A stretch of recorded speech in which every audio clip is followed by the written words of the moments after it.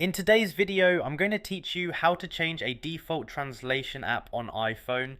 So I'm starting right here on my iPhone, and the first thing I'm going to do is open the Settings app.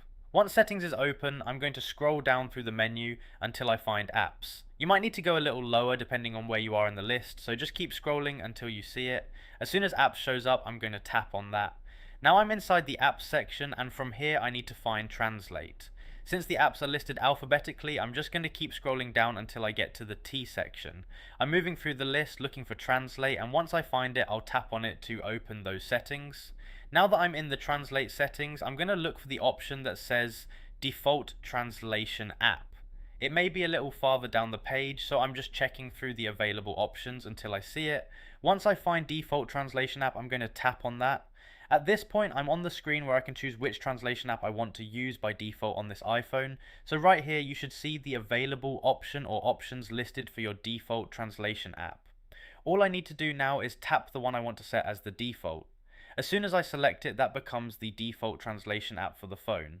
This part is pretty straightforward because once you get to this menu, it's really just a matter of choosing the app you want. So I'm just looking at the list, tapping the option I want, and that's basically it. There's no complicated setup here, and you don't need to go through any extra steps beyond making that selection.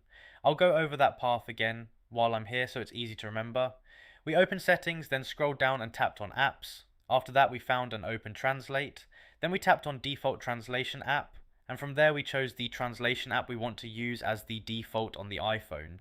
So if you ever need to come back and change it again later, that's the same path you'll follow. If you're doing this with me on your own phone, just take your time while scrolling through the apps list because that's usually the only part that takes a few extra seconds.